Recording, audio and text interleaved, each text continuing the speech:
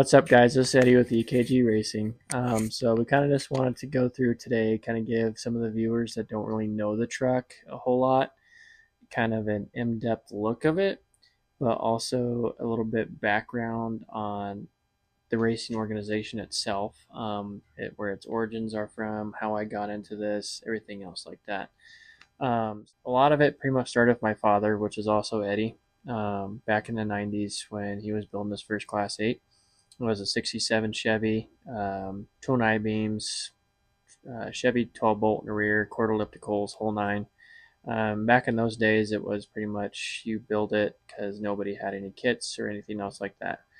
And so when I was little, kind of grew up looking at all those pictures of the truck, and it just kind of exploded from there. Um, I did. I'm not the first owner of this truck. This truck's gone through a lot of revisations over the years, not just through me, but through other owners. Um, where I started getting more into the hobby and into the scene was when I started my first build when I was 14 years old. I had a 95 GMC Sonoma. Um, it was solid axle swapped with a Dana 44. It also had a GM 14 bolt in the rear. The truck was going to be set up for 37s up to 40-inch tires. I was building it more as an Ultra 4 truck. I had a 6-liter LS, Turbo 400, SYE kit on a 241 CT case. Had the whole nine done to it. I spent probably a good, I want to say 5-6 years on that build. And then after that, I kind of lost momentum. I wanted to get into a full size pickup, and that's when I started pursuing trying to get this truck as we see right now. This truck right here has gone through 2 owners before I have, as far as I know of. The first owner was Robert Martinez. He kind of got it to where you see it a little bit how it is right now, but not completely. And then the second owner was Tom Bohannon, who the guy who I bought it through. Awesome guys. I wouldn't be where I am today with this truck without them. But we've gone through and done an extensive redoing on a lot of things to make it race legal for current rules, and then also to make it a lot more competitive because, as we know, the sport itself is accelerating faster than kind of more than meets the eye. So we're kind of going to give you an in-depth on everything and show you what we kind of got going on with the truck. So up front right now, as I said in the last video, we blew up the engine last year, which we'll show you it as we go a little walk around. Currently right now, we have a 6-liter LS. It's got cam, valve springs, a training bearing upgrade kit on it. It's got forged pistons on it, Gen 4 bottom end. It's roughly a mild build. I want to say you're probably looking maybe potentially a spec engine for a turnkey. But it's just a bone stock 6-liter that you get out of a junkyard, so it's nothing too special other than this is a bigger displacement. It's been completely rebuilt, so it's 100% a brand new engine. Other than that, the whole engine itself is being tuned on Holley. We got Holley Terminator X on this, and then we have a 480 manual valve body transmission in it.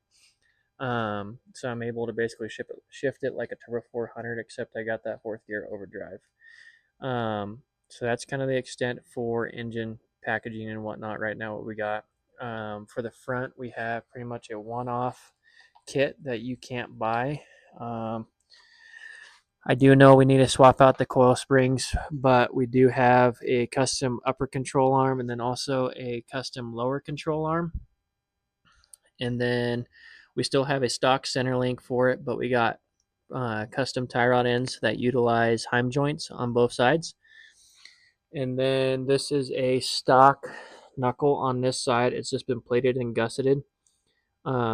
Robert Martinez did a lot of this stuff on this front end, so I have to give him props for the whole front end on this. Eventually, I do want to go to a full race kit where I got a fabricated spindle and I can also run Dana 44 hubs on it, but that's a lot of money as we speak. If anybody wants to build me one and sponsor me for one, that'd be great. But currently right now, just kind of not in the funds, but this kit works phenomenal for what it is. It's kind of a little bit kind of like the Toyota's guys with basic long travel kits, because they gusset their uprights, and then they also get the extended upper and lower control arms that are plated and gusseted as well. Truck is on full king shock package all the way around. The only thing special about the front is that we got internal bypass coilovers up front, and then we got bypasses, just regular 2-tube 2.0 bypasses up front as well. I do know the truck, for what it is, it does need a bigger shock package on it, but then again, shocks are expensive, and we're balling on a budget here. Other than that, when we did the complete makeover last year, we pretty much cut up a lot of the whole front end on this truck, cage wise, and then we also redid the entire engine cage, or not the engine cage, the interior cage, and a little bit of the rear cage, which we'll go in depth and show you. So as we walk a little bit more forward, so last year we went through and we cut pretty much everything out from the back main tube that we have right back here, which this would be considered a halo. Everything out from this way, we redid the whole top structure and everything on the bottom down tubes, and then we put in the X bracing and then also the new tubes that tie in for your seat mounts. We did all of this and completely rewired the entire truck and did a few other things that we'll go in depth and show you within probably about 3.5 months. We last year wanted to really push for a junction jam, and we made it happen. We just kind of had some catastrophes happen that kind of put us in the ringer, and we were unable to compete anymore. But last year we went through the truck. 2 years ago when I first got it was just on Holly. I just had this little screen here, which, as we all know, you can't really see that as you're hauling through the desert. And so we went through, we got a Holly dash on the pickup so you can actually see what you're doing. We teamed up with Rugged Radios last year, and they gave us a pretty good discount on everything for the whole intercom system. And so we got help from them on that. Then we also got the Parker pumpers from them, which, if you don't know what a Parker pumper is, basically AC for yourself when you're racing. It's that little tube that you see on the back of race car drivers' helmets. That's basically what it is. They also helped us out on getting a GPS unit. It's not the biggest and baddest one that you can get, but it's what we could afford. So this is a 7-inch Lowrance. It does great for what it is. It's got the internal GPS in it. If we wanted to this year, which we might look into it, is getting the external GPS antenna so we got a faster refresh rate. That was kind of a struggle last year because it is a little bit slow, but it does let you know where your next turns are whenever you're navigating. The other things that we kind of put in here was we had to put in a siren / horn. Went through and did that. That's an Amazon special, nothing crazy on that end. We did go ahead and put some O-crap handles here on both sides. They are knurled, so if you are wearing like suede gloves or anything like that, you got a good grip on it. Because if you grab right here when you're in a oh crap moment, that might not end really good for the co-driver. Sorry, it's not that great. Might get your fingers cut off. So this is where, if anybody rides with me, I highly advise them to grab this instead of over here, just because I do not need them missing their fingers and calling them nubs. Other than that, we went through, we put these little LED lights inside here, which it's kind of just a cool little thing that we did, so we were able to see at night inside the pickup, or whenever we're working on it in a dark area, we can just flip these lights on and we can actually see what we're doing. Not a whole lot of trucks have that, and this truck never had a, well, it did, but when I got it, never had a dome light, so we kind of made our own dome lights with it. Other than that, PRP, I got to give thanks to my wife on these. She's the one that got these. So they're pretty sick, and it's kind of the theme that we're going for, is the teal and pink, and Shreddy was the only pretty much colorway that we could get with BRP at the time. And so this whole truck basically is going to be based off of a 90s era theme when we're going to be doing some certain things here coming up soon. I'll talk in depth of that a little bit more here as we go later. But we're going to be going with this kind of theme with it. So other than that, PRP is kind of one of our big people that's helped us out a little bit on some stuff with this truck as well. and we'll just kind of work towards the back now. So the rear is complete back half. So it's pretty much from the back of the cab right here. It's been cut factory frame, and then we have all tube chassis, whether it's regular round tube or if we got regular box tube. The box tube is basically going to be what a lot of you guys are going to refer to as the main frame, and then the round tube is going to be all the supports and whatnot. If we look down here, you kind of see it. We got the overlays for all the junctions where it all connects and butts up against each other for the C-notch. And then that's all the 2x3 box that we have down here as well. And then as you can see, we got a lot of the tube work and everything else like that. I am running a 32-gallon Jazz fuel cell on the pickup. It's what came with the truck when I got it. We just wanted to relocate it so we have a little bit more weight in the rear. Because when I got the truck, they had said it did a tendency of bucking up in the rear. A lot of that has to do with shock tuning, but the rear did not have a whole lot of weight. So we kind of wanted to move the weight to the rear. Also, the truck didn't have any spare tire mounts when I got it, so we went ahead and went with a little bit of a trophy truck style spare tire mount. We mounted both the tires pretty much upright, as you see right now, and then eventually we'll get rid of the lug stud mount style, and we'll probably go to a cup that sits down inside the hub bores here, and we'll go to a T-handle style, so it's a lot easier for a tire change. It's just kind of what I have to work with right now. I don't know of any companies that make that hub bore adapter right now, so I might have to go to a machine shop and get those custom made. And billet aluminum's not cheap either.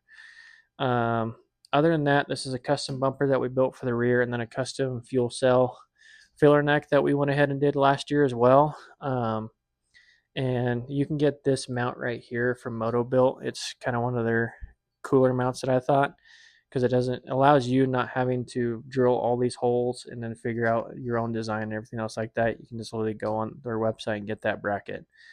We went ahead and dropped the fuel cell down too, because the fuel cell used to be, it's kind of gone all over the place on the truck. It used to be back behind the cab, then it was back here, which the bottom of the fuel cell was top up right here, literally on top of the frame right here. I didn't like that, so I went ahead and dropped a little bit more, but I don't like that either. It realistically needs to go probably back behind the cab and get a fuel safe cell. But for right now, this does amazing for us and what we're doing. It does have a few war wounds underneath, but I wish I had a light right now, but I can't show you. But it's got a few war wounds underneath that eventually I'll have to build a skid plate for. It's known and evident on that part. We're just kind of going through and doing what we can with what we have. So I get a lot of compliments as if we walk to the rear. It's not your average exhaust. This is all custom exhaust that we kind of did here in the shop. It's all 3-inch stainless. It's got Speed Engineering mufflers on the pickup. I kind of talked with them to see what kind of stuff I needed for the LS swap on this truck, because there isn't a whole lot of companies that do the 2500 base stuff, and I just wanted to make sure that the frames were the same on the front compared to a 1500 and a 2500, which they relatively are. There's just little subtle changes. So I talked with them. The whole exhaust on this pickup, including the headers and everything back, is from Speed Engineering. And I get a lot of compliments on how we did the exhaust, and then also how this truck sounds. And it does sound pretty good. It sounds like a 5.0 that's roughly got a set of Borlas on it, and it is pretty loud. And then in the back of the truck, we have Kings as well. We got 2.5-inch bypasses and then 2.5-inch coilovers. We do not have internal bypass coilovers on this truck like we do on the front for the rear. Eventually, we'll probably upgrade the main bypass, which is this guy right here. We'll probably upgrade this to either 3.5 or 4.0. But as we all know, that's about a $2,500 a piece shock. So that's about $5,000 just in 2 shocks. For the rear of this pickup, we are running a GM 14 bolt. Came out of roughly a 99-06 cat eye. The reason why is because those setups already have the factory disc brakes already on them. The truss kit, I believe, is from Ballistic Fab. and it's a full width truss. It goes from hub end to hub end. And then includes the pinion guard. As we look a little bit more, you'll see that there is a pinion guard right there. And then it also connects on top. If you look a little bit more where the upper links are right there, that's just a brace that supports the pinion to the top of the truss. Just a little bit more support. And so everything on the pickup has kind of been done in the garage or at home. Like I said, we went through and did a lot of stuff last year to make it race legal for the rule books in today's aspect right now, and also to make it kind of my own truck, and make me feel comfortable in it. So that's why I went through and redid the entire cage. We built the rear bumper for it. We plated and gusseted a lot of the back half, and then we redid a lot of the front upper structure for the cage work as well, and that's where the front bumper comes in. The LS swap was not in there when I first got it. They actually had a blown up small block with it that Tom ended up throwing about 5 rods out of. Congratulations, Tom. That's the worst small block I've ever seen blown up. And it was a mother to get out of this truck because it did not want to spin over. So I had to pull the converter with the engine, and that was even more fun. So I've done a lot to this pickup to basically personalize it to my own. And in an aspect, it still is built, not bought. And that's what I firmly believe on. And I like to take pride in a lot of the work that we do here just because I never went to school for welding or anything like that, or just any fabrication work in itself. I kind of learned it as my own from my father. And for all you guys out there wanting to build a pre-runner or want to do any kind of fabrication on your own, you can do it. Pretty much all you need is a welder, a grinder, and then some safety glasses, obviously, because you need your eyeballs to see. And just pick them up and start going away at it. Only practice makes perfect on anything like this. The first truck I did, pretty much I picked everything up and just kind of took a bull by its horns and said, okay, let's do it. And that's kind of been the same process on this truck. And if you believe in yourself and something you want to do, you can accomplish anything. And so that's kind of where I've gotten on this truck itself. And then back to just the truck itself.